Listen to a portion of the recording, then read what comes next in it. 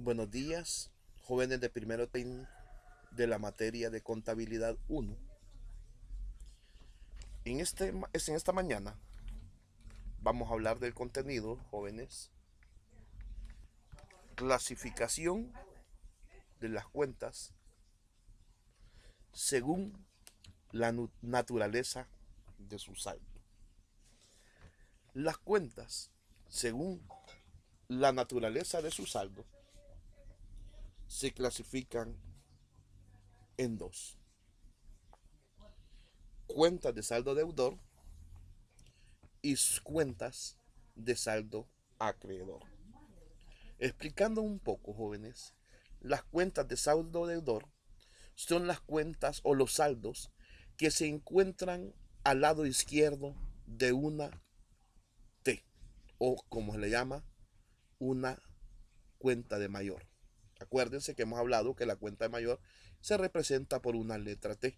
Al lado izquierdo está el saldo deudor y al lado derecho está el saldo acreedor.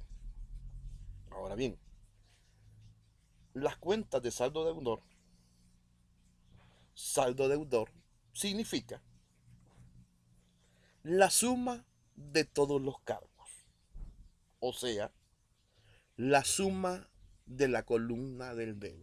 Jóvenes, si al lado izquierdo, que es el lado del debe, acuérdese de una simple T, sumamos toda la cantidad, eso se conoce como saldo deudor. Normalmente, siempre será mayor que la suma de todos los abonos. O sea, jóvenes, que el saldo deudor siempre, siempre, siempre debe ser mayor que toda la columna del haber. O sea, de la columna del haber.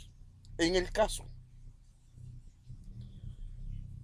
todas las cuentas de activo y las de egreso o gastos tendrán saldo deudor. Como lo había explicado en las clases virtuales de sus jóvenes, tanto las cuentas de saldo deudor como los gastos o egresos siempre van a tener saldo deudor. ¿Qué le estoy diciendo? Que la columna del debe va a ser mayor que siempre que el lado del haber. O sea, siempre va a estar al lado del debe. Todas las columnas de activo y las cuentas de egreso o gasto. Ahora bien, las cuentas de saldo acreedor. ¿Qué significa saldo acreedor?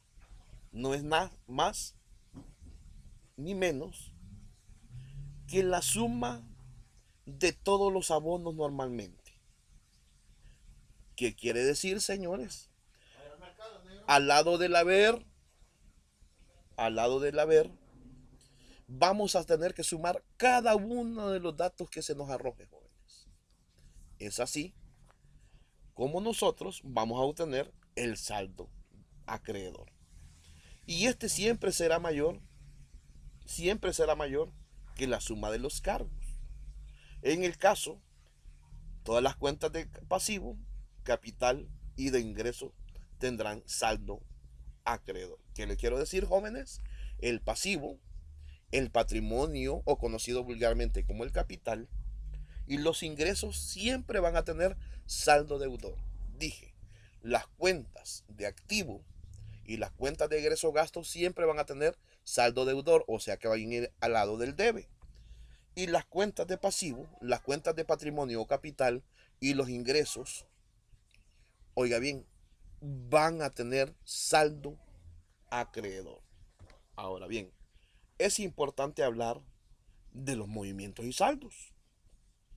Los movimientos y saldos no es más que una cuenta que involucra otros términos que están íntimamente ligados a ella, tales como movimientos. Ahora se preguntará usted qué es un movimiento. Los movimientos en una cuenta o un saldo son las alteraciones que sufren las cuentas con motivo de las transacciones que se efectúan diariamente. Ahora, ¿qué es saldo? Es la diferencia entre las sumas de los movimientos del debe y el haber. En pocas palabras, jóvenes, el movimiento no es más que la suma, ya sea del debe o del haber. Solo agarra la columna del debe y lo suma, y ese resultado se conoce como movimiento. O solo agarra el lado del haber y suma todas las cantidades, y ese se conoce como movimiento acreedor. Ahora bien, si usted al movimiento deudor le resta el movimiento acreedor y le da mayor el deudor, tendrá un saldo deudor. Pero si al hacer la resta el movimiento acreedor es mayor que el movimiento deudor, usted tendrá un saldo acreedor. Es así, jóvenes de primero técnico, como he tratado de explicar brevemente o dar un enfoque o un resumen más corto. Pero en las clases virtuales de Zoom estaremos ampliando este contenido. Pasen feliz día, ustedes y toda su familia.